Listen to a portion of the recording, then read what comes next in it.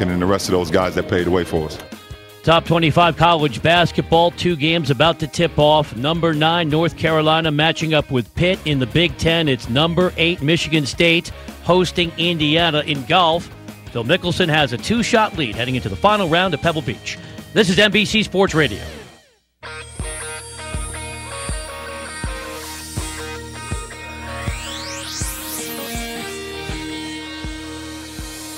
Hi, Pat Matthews again. I want to talk to you about selling online. And when I say selling, I'm talking about your home, your car, and even buying a house or a new set of wheels. There's a new kid in town, and that's buysellmakeoffer.com. The revolution has already begun, and I invite you to be a part of it.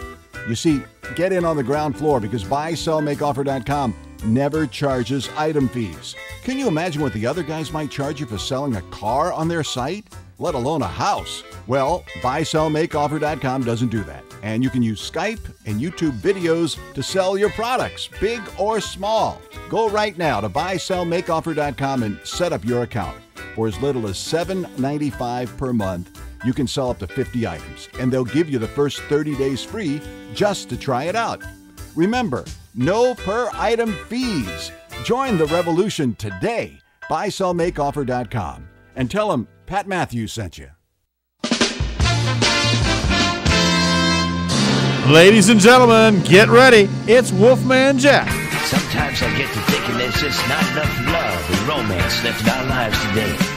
And that's why I like to reminisce and to relive that first feeling of love and do it all over again. Did you boogie with your baby in the back row of the movie show? The Wolfman's back all the way on Kcaa at midnight, Friday and Saturday nights, coming in March. Don't miss the Wolfman on 1050 AM and 106.5 FM. Kcaa.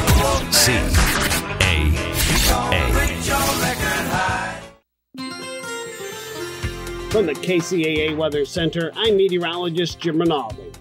Well, this morning, a clear sky, sunny today with a high of 86. A mainly clear night tonight, low 56. Sunshine and breezy for Washington's birthday with a high of 88. Mainly clear Monday night, low 56. A very warm day Tuesday with sunny skies, high near 90. Partly sunny Wednesday, can't rule out a stray shower, high 82. Thursday's going to be partly sunny with a couple of showers, the high 72. That's your weather forecast for this hour from KCAA 106.5 FM and 1050 AM, the stations that leave no listener behind. Gotcha Racing Live, heard only on KCAA, is your command center for racing news, the hottest interviews, and DIY projects. We are your destination for interviews with racers and fans, on-track interviews, in-shop interviews with engine builders, car restorers. Hear from our correspondents on live track, car shows. Gotcha Racing Live. Start your engine and race on over to KCAA 1050 AM and 106.5 FM every Saturday at our new time, 11 AM. Gotcha Racing Live, where we put you in the driver's seat. KCAA, where every day is a great day. KCAA, Loma Linda.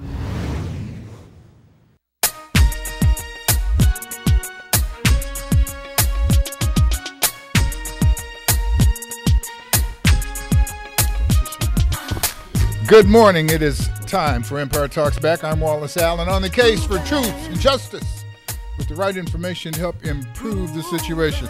I hope that you're having a great day, a great week. If you're not, hey, this is Valentine's Day, and we're going to wrap this thing up in a big bow and hand it off to you. It's nothing but love on this show. It might be a little contentious sometimes, but believe me, you got to go to hell sometime to get back to heaven and appreciate it. And so all of you guys who didn't do Valentine's Day properly, I don't know what to tell you. You know, the fact is you can be on top of it 364 days and skip Valentine's Day, and brother, you are in trouble. I had a funny look from my wife when she came in from church this morning. I think I may need to double up and reaffirm and reestablish the fact that when I met her 40 years ago, I did something that, hey, you guys just normally just dream about. This was one of those love at first sight. Hey, I'm telling you, I met her on August 27th, 1975. We got married on New Year's Eve, 1974. 5. Loved her when I first saw her. Still love her today. And if you know her, give her a call and tell her I said it. Wallace Allen loves Josephine. No doubt about it. Happy Valentine's Day, baby. Now, for all you guys who don't have a national radio format to wish your wife happy Valentine's Day, you can give us a call if you'd like, and we'll pass the message along. You can give us a call at 888-909-1050. Folks, a lot of things have happened. You know, we are in the middle of Black History Month. A lot of folks appreciate that. A lot of folks don't. I have a history professor on the line with us, Mr. Homer Fleetwood. He's a history professor of great standing, retired, from Morgan State. But as we look at his record and we look at the ratings that his students gave him, golly, I don't know. I might be able to get an A from him this morning in class. Good morning, Mr. Fleetwood. Professor, Doc, are you there? Good. Thank you. Oh, Good morning, Mr. Wallace. How are you, sir? God is great, and I'm extremely grateful. And, you can go on and say Happy Valentine's Day, Scrap. Get yours in. Nothing wrong. I said Scrap because I'm being over familiar with Dr. Fleetwood. Dr. Fleetwood has a history with me, and I've known him some time. So disclaimer-wise, we are friends. And I remember him from his nickname, and I may slip and call him that now and then, but my intentions are to keep him at the very top shelf of your view and honor, because the information that he's passing along and will pass along should be considered that way. Dr. Fleetwood, this is Black History Month. We've got some interesting situations here. We've got a president that is he made history by being president, and many of the things that he's done will certainly be looked at as, from a historical perspective, as good. And certainly there's people who are looking at him now saying that he's not smart enough to pick up the next, to select the next Supreme Court judge to take the place of our justice who passed yesterday, Scalia. So as we talk to you a little bit about Black history, it's going to be the history that is of old and the history that is being made. And I'm going to sit back and allow our audience to have the pleasure of hearing from Dr. Homer Fleetwood. Go get it, Scrap. Thank you very much, Wally. And we said quite some time. We've known one another since high school. Yes. Back in, what was that, about? We don't want to, I'm still, I'm waiting, Bernie, if we say we're too old, Bernie Sanders might not come and talk to us and try to get our vote, so I'm still at the. You might have a little. Teenager. But that said, you're young at heart, and speaking of hearts, I'd like to wish a happy Valentine's Day to my dear wife, Melissa. Very and good. to all of my children, grandchildren, and to you and your family, Mr. Wallace. And as you say, to God be the glory, because it got me up this morning, and those of us who are listening. That's right. So, thank you very much. Now, my name is Homer Fleetwood, the second. My dad didn't want anyone to call me Junior, so he named me the second. And I have been teaching, since 1974. Okay. 94, 2004, 40 41 years. 41 years. That said. That's a good job for a guy that's only 35. All right. Okay. Since 74. So now, what is that said? I spent my last 20 years teaching African diaspora courses at Morgan State University and African Studies courses at the University of Maryland, UMUC. So I'm not all that smart, but I am learned. I have studied a great deal, traveled around the world, spent a year in Africa. At the University of Ghana and traveling through 7 countries. And consequently, I have found out a lot of things, a lot of information that the average person isn't privy to. Now, I am more or less an average person, a normal guy. I remember once when I was telling one of my friends I was just an ordinary guy, he said, "How many ordinary guys you know that surf?" That's it. I've surfed around the world as well. But my passion is the history of our people, our story. And interestingly enough, I'm speaking of everyone on Earth. Yeah, because our species came into being on the African continent. It's just that there are billions of people who have not been privy to that information. Well, you know what's Am I coming through clearly, sir? Yes, you are. And Dr. Fleetwood, one of the things that we note is that people often wonder, how did folks get dispersed throughout the planet with the waterways, etc., being the way they are and just so far away? At one time, geologically, all of the landmass was together in one spot. And that was before the dinosaurs and before people. Well, not necessarily before all the dinosaurs, but that was before human beings came into existence. Well, human beings have only been on this planet for approximately 150,000 years, plus or minus, depending upon which geneticist you ask or study. Now, to deal with your question very quickly, using geological data, archaeological data, paleoanthropological data, paleontological data, and genetic data, we've found that our species emerged on the African continent approximately 150,000 years ago. And we find this out mostly genetically, and then looking at the fossil data that still exists, that's at a geological level that was long before our species emerged, which goes back, at least about 6 million years to the first Australopithecine. So the planet has been around. The planet has been around a very, very long time. Was given one of these. I beg your pardon? I was sorry. I'm saying the planet, obviously, then, from what you're saying and what we know, has been around a very long time. Man has been here, from what you're saying, about 150,000 years. 4 billion years. And we're talking about some things now within the 150,000 years that the impact of man on the planet. We have concerns about, the fact that maybe man started in one place and spread out all over the place. We've somehow figured a way to argue who God loves the most and who's in charge and things of that sort, so that there is some artificial pecking order in terms of how men, animals operate on the planet. Here we are in the year 2016, according to our calculations, and we are arguing about who's in charge, who's got the biggest nose, who's got the best ears, and who speaks the wisest. And with all of those things, we're still kind of obligated to sit in the same room and deal with each other. Historically, how does that work out as we look now in America? At the America's 400 plus years old. We've got some we've got some truths that we think that everybody should be aware of, and some falsities that everybody pretty much assumes.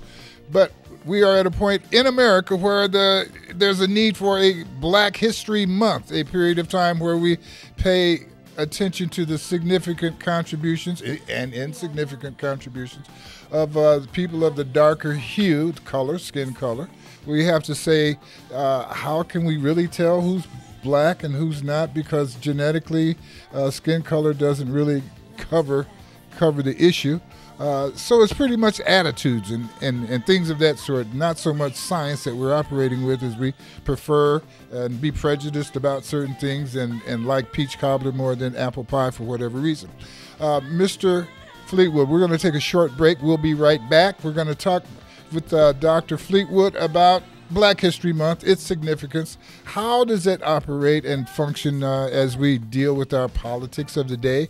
How will that affect the appointment of a new Supreme Court justice? We have on the phones Mr. Jamal Lilly, a businessman, an anthropologist. We have Mr. Leonard Evans on the line, a businessman, a very concerned person. You can't be sure whether he, wants to Democrat or Republican. I know he wants it fair. And we have in the studio with us Mr. Keith McCarter, a gentleman, a lawyer, and also a businessman who's doing business in China on a regular basis and has a goal to increase the presence of our people here in America. They're in China doing business. So we've got a pretty strong show wrapping up for you. We're going to take this short break. We'll come right back, and we're going to get to it. Thank you for listening.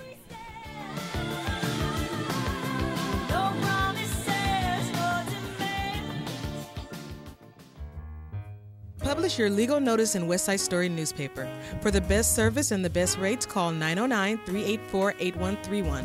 Publishing legal notices in the city and county of San Bernardino since 1990. West Side Story provides friendly expert service. Call 909-384-8131 to benefit from budget-friendly rates. Whether a fictitious business name, a name change, a divorce summons, or any other legal or public notice, call West Side Story newspaper 909-384-8131. 909-384-8131. That's 909-384-8131. KCAA, where every day is a great day. KCAA, Loma Linda.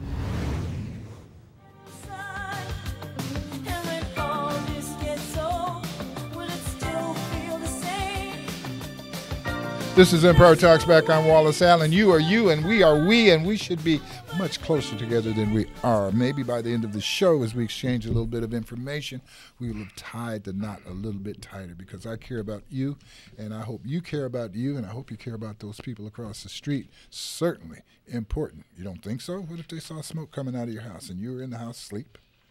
And I maybe it was a little fire and they had to come knock on your door. Be nice to your neighbors so they can be nice to you. That's my lesson for the day. We're speaking with Dr. Homer Fleetwood, a professor of history, taught at Maryland University, Morgan State. And this morning we're asking him to give us a short punch on the importance of black history. Maybe he has a specific figure that he would like to talk to us about. But as he thinks about that, I'd like to take a moment and introduce Mr. Jamal Lilly. Mr. Lilly is on the line. He's been traveling around. He's very involved in many things, but I'm sure that he's going to want to talk about Judge Scalia's absence and the... Am I right, Mr. Lilly? Absolutely, Wallace. Good morning. How are you, Jamal? I'm doing very well today, man. Very good. Well. Do you, if you want to make your Valentine's Day disclaimer, it would be the proper time to do that. Okay. Well, that's good you put it as a disclaimer. I don't claim the legacy of St. Valentine. Very good. But I do declare my undying and most devoted love to my lovely wife, my light of my life, and that would be one Miss Nova Glenn Birch. Hey, Miss Nova. And I want to make sure that she knows that. Oh, she knows. That I'm doing she every knows. Single day. She knows. All because of her inspiration. What'd you say? She knows. She knows. She just wants you to let everybody else know, just like Josephine knows. But it makes her feel good for me to tell everybody else how much I love her. No doubt. Well, I'm proclaiming it to the world, and we're doing that right now. Very good. Absolutely. That's the deal. Okay, so. And thank you for giving me the chance to do that. Not a problem. I know how important that is for all of us, and I know how important it is for us to be an us, because without that, we start looking at the splinter land and the hinterlands, and those are not good for us. It's not good for the planet for our men and women to not be in accord. You're concerned about Supreme Court Justice Scalia. Your concerns about where you think Obama will be able to go. Give me 2 minutes on how you feel about this situation. You're asking me? Yes, you, Jamal Lilly. Okay. Miss Nova Justice says Scalia, we know, was no friend of the people, and we're in an interesting situation. You're now where Obama is going to have to pick someone that pleases his core constituency. Otherwise, he risks alienating people that could elect his Democratic successor in the Democratic Party. Now, will he give a nod to go ahead. of the party, or will he give a nod to this more centrist wing of the party? We'll have to wait and see. And then will the Republican-controlled Congress hold up the nomination and try to stall it? It's almost like a soap opera, Wallace. Very good. They follow. We're having a little... Jamal, you're going in and out on your phone there. I don't know what the situation is, but you made a solid point, a point that realizes that Obama has an obligation and an opportunity. There are people like you who think that replacing this gentleman should be done with someone that's more to the left, I would imagine. That's what you're saying. I'm not sure that everybody agrees with that, so we'll want to run that around the table. And your concern is that will the Senate even entertain the possibilities of a vote? But then there's a lot of weight to the discussion about replacing a Supreme Court justice. We have in studio Mr. Keith McCarter. He is a gentleman with a law background. That's not the field that he's operating in. He's in the field of education. But Mr. McCarter, what do you feel about the situation with replacement of our Supreme Court justice? Thank you very much, Mr. Allen. I tell you, this is a complicated situation simply because Justice Scalia was very, very ultra-conservative. So some would expect for Obama to appoint an ultra-conservative person, but we all know that's pretty much impossible for a Democratic president to appoint an ultra-conservative justice. Right? Now, you're suggesting that there's some kind of terms and obligations that, both sides, three sides be represented, I don't even understand how they decide to choose the Supreme Court justice, the head justice. Mm-hmm. I note that when Mr. Roberts came in, he was appointed as the Supreme Court, the head of the Supreme Court. The head guy. The head guy. Mm-hmm. I don't know how that thing goes along. As a lawyer, you might be able to give us some information about it. But well, I'm not quite sure. I do believe the justices themselves choose who will be the head justice. It's hard to believe. It's hard to believe that you'd have some justices who've been sitting there for years and let a new guy come in and say, "Oh, you're going to be in charge of us." Well, I don't know for sure. I'm just dealing with human nature as I say that. Okay, they come in with a certain clout. Let's say, for instance, Reagan appointed Scalia, also O'Connor, also Anthony Kennedy. Okay, now because he nominated Kennedy in his very last years. Yes, and Kennedy was a nomination. Very familiar with the nomination in terms of time that Obama has the opportunity to make. He made the nomination and closed it during an election year. Yes. However, his appointment of Justice Day O'Connor is a little bit more in point with my argument is that Reagan was under a lot of pressure to appoint the first female justice to the Supreme Court. Mm-hmm. So with that said, if a female Supreme Court justice leaves, then I think the president would be obligated to appoint another female justice, which is exactly what Obama did. He appointed another female justice to the court when Sandra Day O'Connor left. Very good. Okay, let me go around the horn here. Let's introduce Mr. Leonard Evans. I know that Mr. Evans is sitting on the edge of his seat. He may be sitting in the guy's seat in front of him. He's so much on the edge of his seat wanting to talk. Mr. Evans. Because what I've got here is a transcript from notes written in the 60s by my father's father, in which he describes his grandparents. The Reverend Levi Evans and his wife Martha Smith were my grandparents. From the genealogy unrecorded, the family legend says Levi was both Indian and African. His physical and biological characteristics left no doubt of this. His African forebears, Mr. Evans, which come from the interior of Africa, conceivably from what is now Kenya or Nigeria, where men grew straight, hard-muscled, and more than 6 feet tall. Very good. Leonard, I'm trying to, and that's very important and great information. I was hoping I could get you to respond to the conversation that we're having about Judge Scalia and the replacement issue for the Supreme Court. If you could, kind of save the great story that you're telling about the genealogy for a little bit later in the program, I would appreciate that.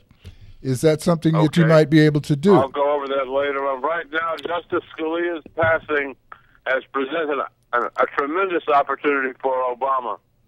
And now what we've got here is the perfect setup for the Republicans to provide yet still more ammunition with which the Democrats can beat them into a runny pulp, because their behavior on this issue will add to, I don't know if you saw any of last night's debate excerpts, but they're providing so much ammunition to the Democrats that the Democrats can simply slap the Republicans silly with.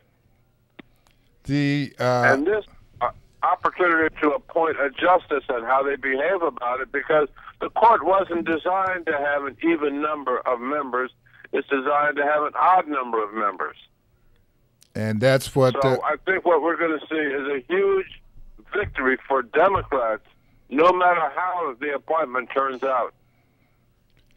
Okay. Now, Mr. McCarter was stating earlier that he thought that there was some kind of obligation potentially for the president to not just look to stack the deck in the favor of his particular attitude, but to, in this case, Obama maybe should be pushing to put a conservative in there to maintain the balance. But does that maintain a balance if you've got 5 of one and 4 of the other? Would you not, if you have the opportunity and you have an attitude, would you not try to push the odds to the side that you think is right?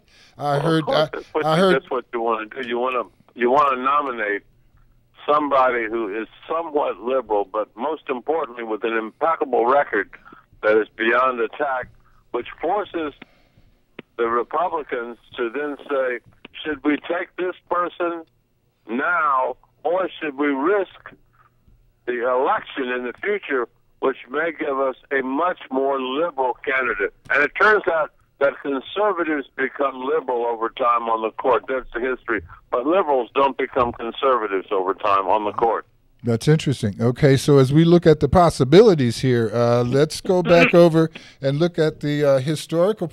Okay, I'm sorry. Can I respond to that? Mr. McCarter is on the edge of his seat. No, go ahead. Go ahead. Respect. I completely disagree. Okay, go on. Justice Scalia is ultra conservative, and he has maintained his position from day one to the end. That's right. I'll give you 2 examples. One example would be the one where, let's say, gay rights. Okay, you're talking about on the edge of your seat. In 2015 is the first time the court really decided a case in favor of gay rights. And I don't want to say this over the air, but they legalized sodomy in Texas. Okay, and at that point, he said that this was a turning stone to them eventually legalizing gay marriages, which he was absolutely right. Right? Okay. Because then later on, I'm sorry, that wasn't 2015.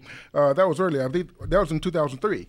Now, 2015, the Supreme Court finally made a decision to legalize gay rights. And Justice Scalia foretold that in 2003. And he was adamantly against that from day one in 2003 and 2015 until the day he died. As a matter of fact, he made an analogy to religion, which, as far as he was concerned, he would like to bring down the barrier between church and state and make religion a huge part of our lives. And he was that was one of the reasons he was adamantly against that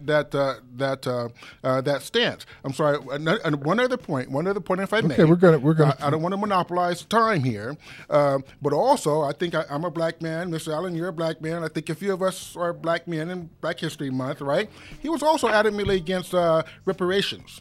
That means he don't want the government giving us our 40 acres and our mule. Right? Well, from day one, he was against that for females and minorities as well. We're going to take this short break because we have to, because I have to get paid. So this is a short break. We're All going to take. conservatives do not become liberals.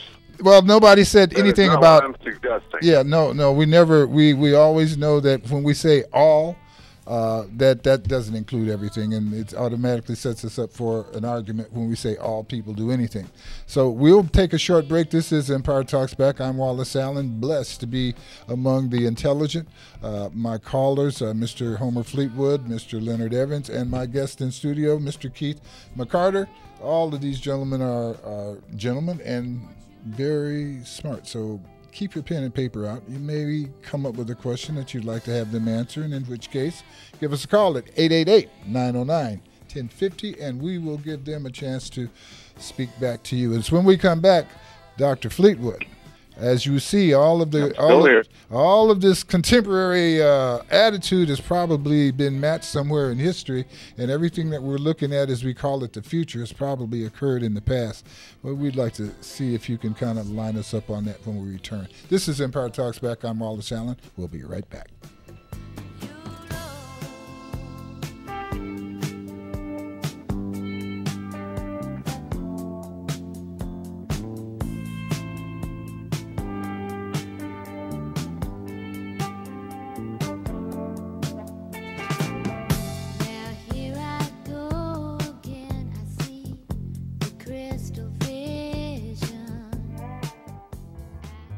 Publish your legal notice in West Side Story newspaper.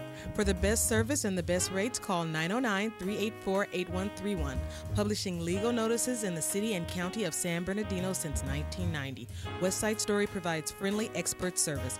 Call 909-384-8131 to benefit from budget-friendly rates. Whether a fictitious business name, a name change, a divorce summons, or any other legal or public notice, call West Side Story newspaper 909-384-8131. 909-384-8131. That's 909-384-8131. You're listening to KCAA, your good neighbor along the way.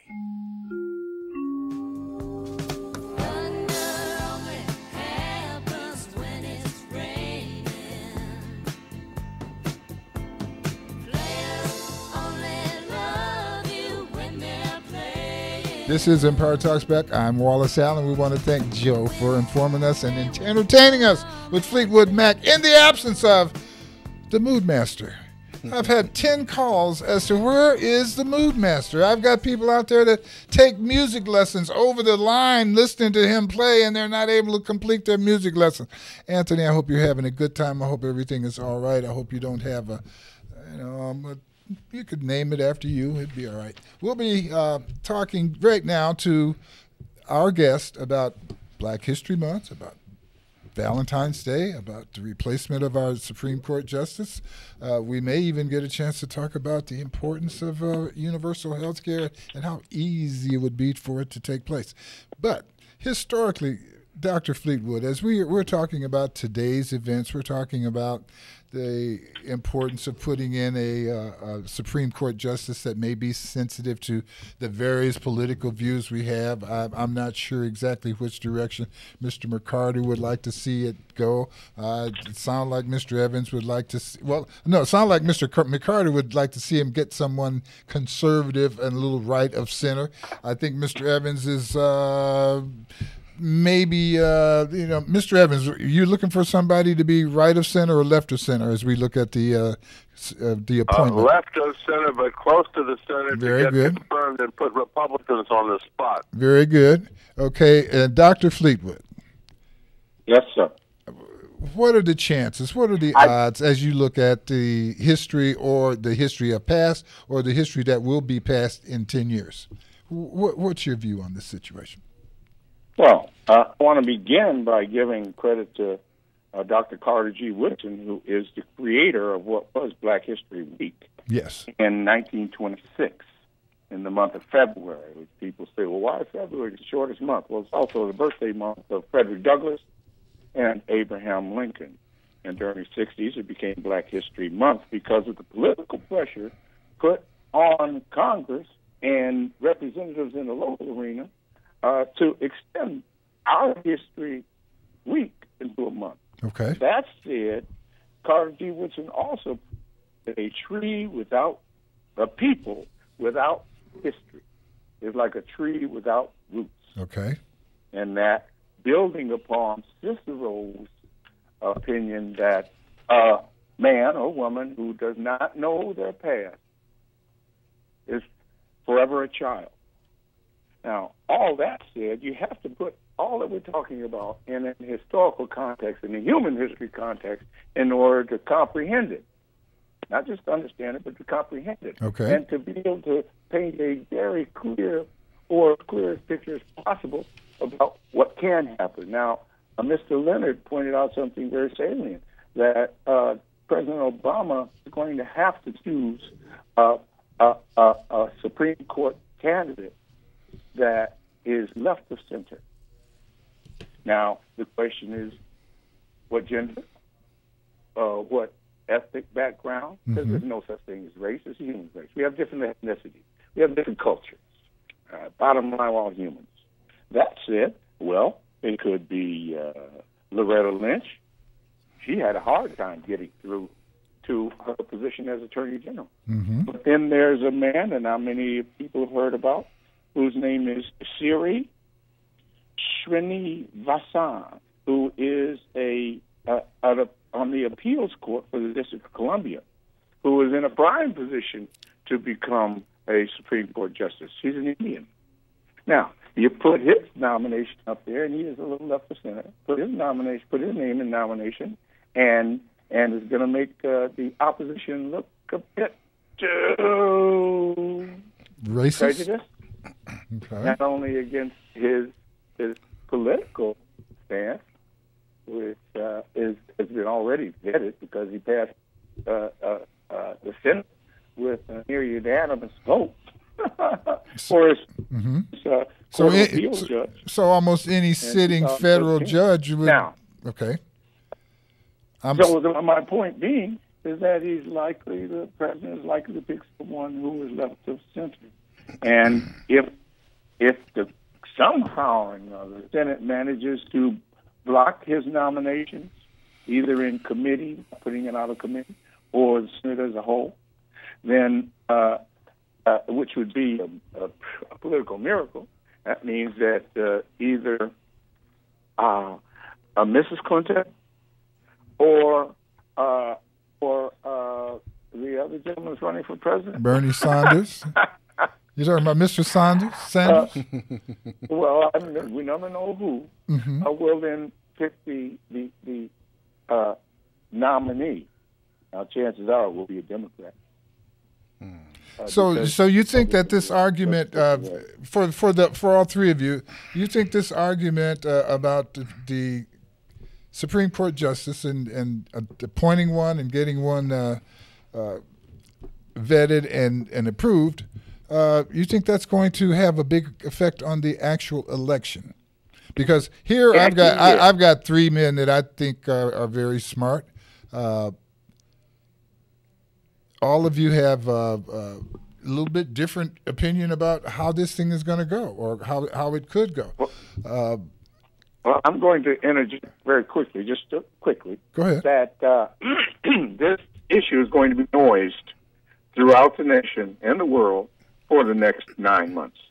The Supreme Court issue, along with the elections, which means that the stakes for who becomes president are going to be very high, and that will bring out more voters.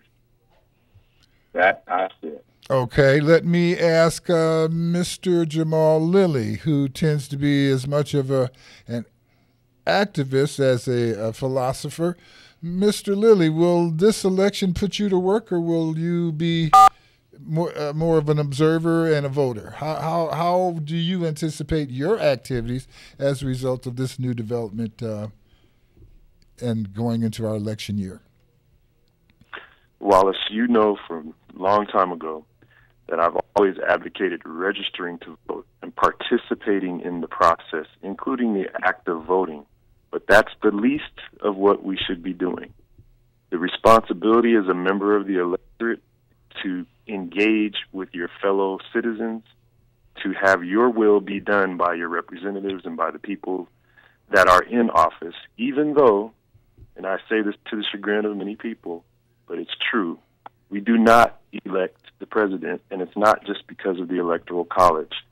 Because of voter fraud that takes place rampantly all over the country, and this is a proven fact. It's getting worse, and we're not doing anything about that. The question in the form to you of electronic voter manipulation, in the form of actually not counting the physical votes when you request provisional ballots in certain states and jurisdictions, and in the form of deliberately corrupted source code in those electronic voting apparatuses around the country. Those are just 3 examples. There's many. We don't have time to do that show today. But the bottom line is, as we participate in the process, voting is the least of our concerns. It is a good concern. It is an important part of the process, even if it's just symbolic, because it starts to pay attention to things. But do not be under the illusion that your vote is actually being counted with integrity. Okay, you're laughing, Mr. McCarter.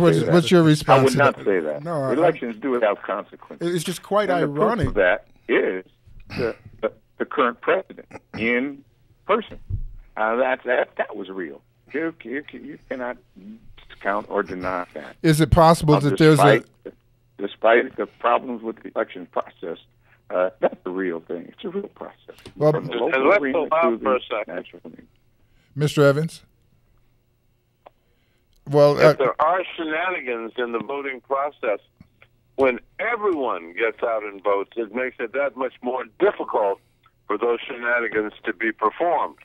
The more votes they have to try to manipulate, and because of the price that we have paid in blood, sweat, tears, and money for the right to vote, everyone must vote.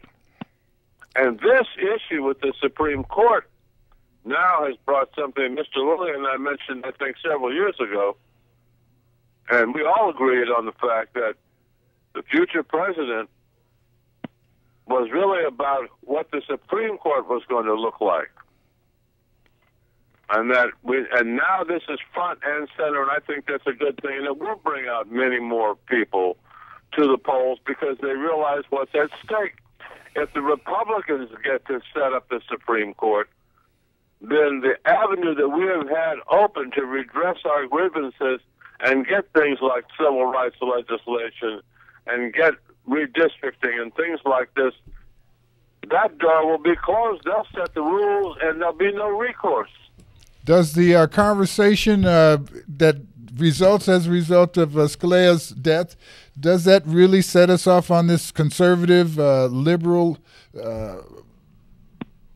balancing situation? As Mr. McCarter here is saying, he thinks that Obama will or should, which is it, Mr. McCarter, will or should appoint appoint someone a little bit right of center. Now, let me ask you why. Okay. Why do you? Well, I have a subject that I think will demonstrate why people fall on both sides of this issue. Let's look at the concept of universal health care. We're going to take a short break. Look at the concept of universal health care, who I think we may have an opportunity to bring back to the table. This has to do with also what is the real role of the president, because we have a legislature that is there to make laws. Is our president there to make laws or to make impressions, to move people in a direction? We're going to talk about that when we come back. And if you'd like to join us, folks, give a call, 888-909-1050, and we would see how those things go. We'll be right back after this short break. Thank you.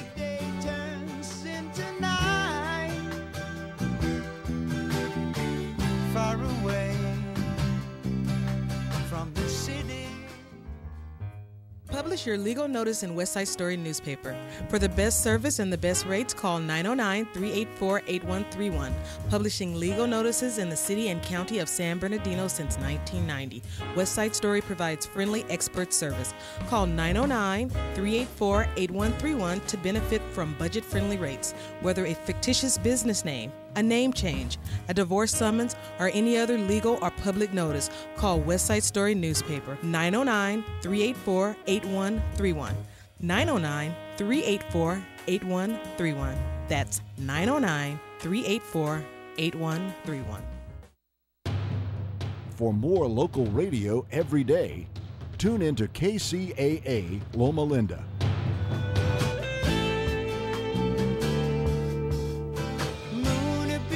This is Empire Talks Back. I'm Wallace Allen, and I'm here to pull us together. But sometimes to pull us together, you've got to show where the fault line is. One of the things that we are looking forward to in our new, with our coming election, is some type of, for me, folks, it's about service. It's about taking care of the widows, the orphans, the least served, those who have the least opportunity. The strong survive, and the strong should take care of the weak. Maybe I saw too much of a Superman deal when I was growing up. Maybe superheroes were brought into my life much too often. But that's what I grew up wanting to be. I wanted to be helpful. I wanted to be Superman. I couldn't fly. I wanted to be Batman, but I didn't like the mask. Couldn't get the car. But I could help people. You don't have to be Superman to help people. You can decide to help the person that you're looking at, or you could decide to give it to some big agency and let them do the help. But to me, it boils down to who's willing to provide the most help, the most unconditional love to their fellow man. And that's that. I don't know, maybe that describes me as a hippie. I'm probably an old hippie, but I think if you're over 65 and you're still living, you're probably an old hippie. And I'm pleased to see that there's a lot of young hippies that are out here talking about listen, folks, you got to take care of yourself. You know, just like the airline says, if you're running out of oxygen, you need to put the mask on yourself first so you can help the person next to you. I understand that, but don't put the oxygen mask on first and then cut everybody else's line. You know, and I think that there's an attitude amongst some of us that says, "Hey, I just don't care what happens to the next person." So I'm going to introduce a thought here that'll cut us right down the middle. You'll describe whether you're for helping people or for keeping the money on the table. When I bring up the subject of universal health care, when I bring up the subject of universal Medicare for everybody, the issue to me isn't the providing of the health care service. That's always done privately. It should be. But the paying for the service. I mean, from a business concept, every businessman will tell you that if I own 100 hotels, I'm not going to let each hotel go make a deal for who does the napkins, who does the cups, who does my toilet paper, and who does all my paper goods. I'm going to have one buyer purchase for all 100 hotels. And that's going to be efficient. I think under the realm of universal health care, single payer, the idea is to get one negotiator for the pricing of the goods and the services that consist of the ancillary things for medical care. And I think that negotiator should probably also have a good idea of a range for broken arms and fixing broken noses and broken legs and pancreatic cancer and things of that sort. So that's how I feel. So I think that a Democrat president, Bernie Sanders, is speaking in those terms. In the atmosphere that we're in now, there is a chance, or is there a chance, that he or Hillary Clinton or a Republican would move toward an efficient means of taking care of people with health care, and the health care being provided by the great doctors that we have, but the billing being done by some stingy tax tight guy, accountant kind of person. Does that make sense to you? Mr. McCarter, you first. Oh, my goodness, that is a mouthful. Yeah. Well, I'll tell you what, as far as that is concerned, I don't know. I think it's a tall order. I really do.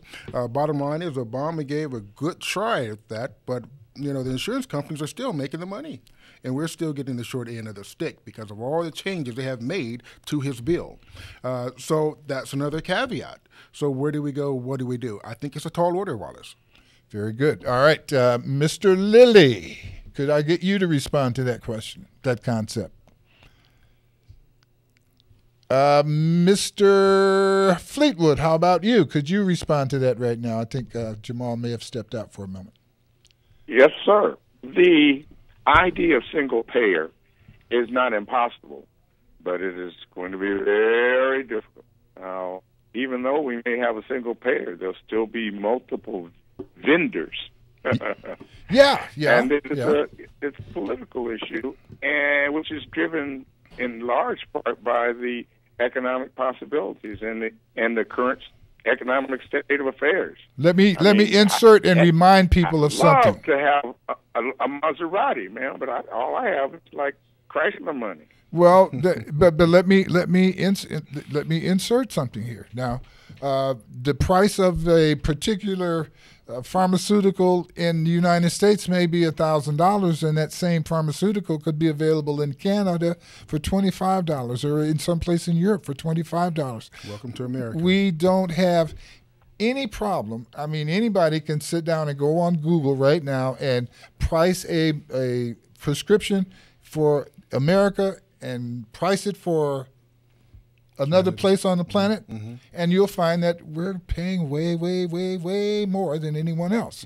So the idea of a single negotiator seems to make sense to me. So I wanted to be sure that we get a chance to talk of it in that light. Mr. Evans, how do you feel about this deal? Leonard? How do I feel about it? Yeah, about a single payer potential. I guess what I'm trying to do is put up with the Republican-dominated Congress, it's not going to happen. And you also have to remember. Well, now will they be a Republican-dominated? You're going to get from the private insurance companies and the pharmaceutical industry. They'll spend a fortune. That's okay. That's okay. We're not worried about how much they spend. What we're looking at is the business aspect of it. Now, as a business person, does it make sense to you without a doubt, to have a single negotiator for pricing, or would it be better for me? It always has. Okay, so as we look at Republicans who tend to represent the business aspect of this, why is it that they don't see the benefit of a healthcare system that is paid for through negotiating by one person, so that you get universal pricing, so that you have an opportunity to keep the price down? And that seems to be the thing that everybody's so concerned about. Mr. Lilly. Lower the costs of health care and improve the quality. You need a single payer system. Okay. So could you argue that to a Republican? I mean, you speak to a lot of them. I know that many friends all of us have friends that are not of the same opinion of us. So you can argue that to a Republican, but unless you can put money into that Republican's reelection campaign, it's a moot point. Okay, guys, we're pretty much at the end of the show. The idea that I wanted to bring to the table, and you've all done wonderful in helping to make the point, is that despite years of being on the planet, we are still developing. We have not completed a point of a total civilization to where everybody's taken care of and your hours are filled with joy and production. We have people who are poor. We have people who are in need. We have people who have much, much more than they could ever count, ever see, ever even look at. And I don't know if that's going to even out. Mr.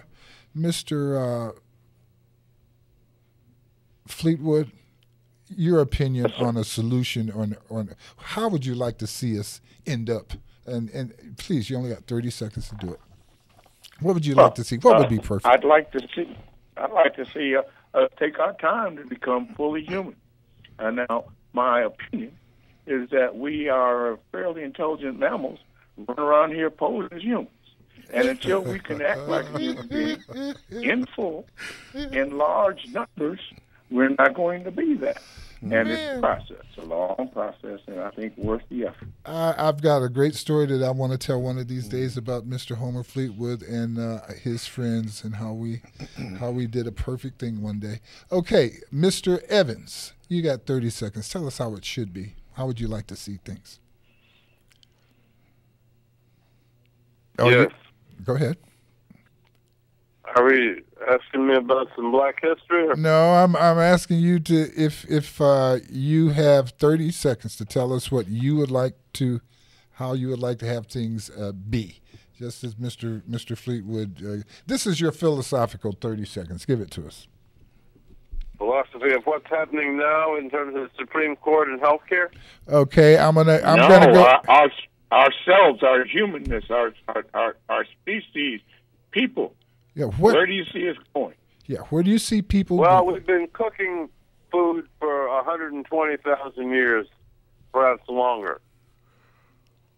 And there have been some recent fossil discoveries in South Africa and previously explored sites where they have entire skeletons, and now they have linked from Australopithecus or Lucy, which was Homo erectus, to Homo sapiens.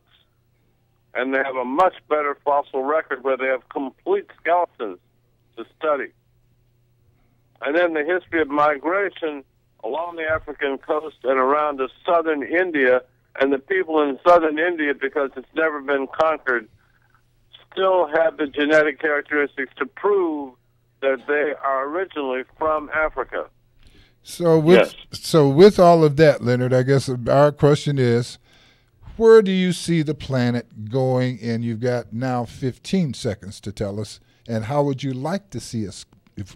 What would you like to see us as a people? Well, exchange of information and understanding and more cooperation like is exhibited now, actually in Saudi Arabia, a collection of information, research, and emphasis on study and new discovery.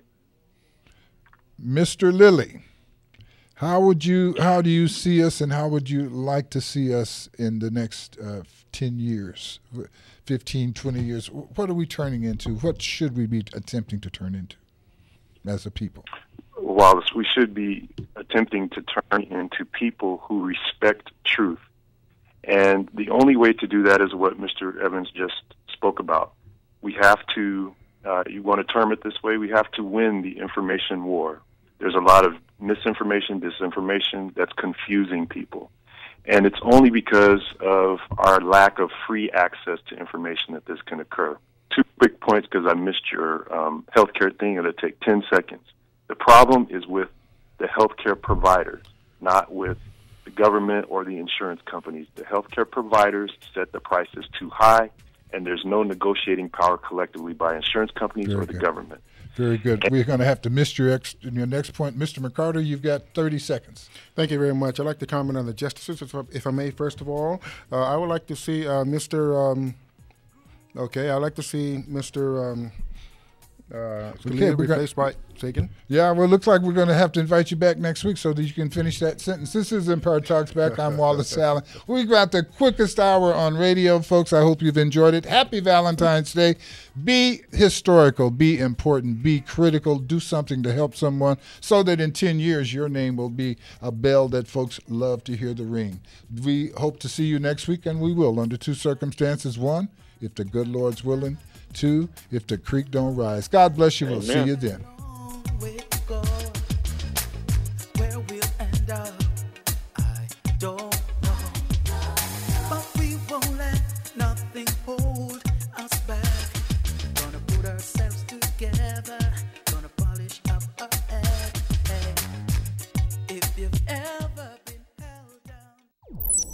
This is 1050 AM, KCAA Loma Linda, and 106.5 FM, Yucaipa.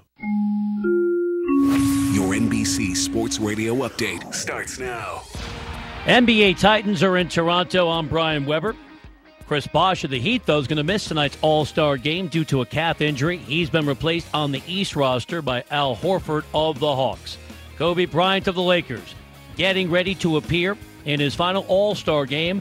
The Black Mamba look back on his experience.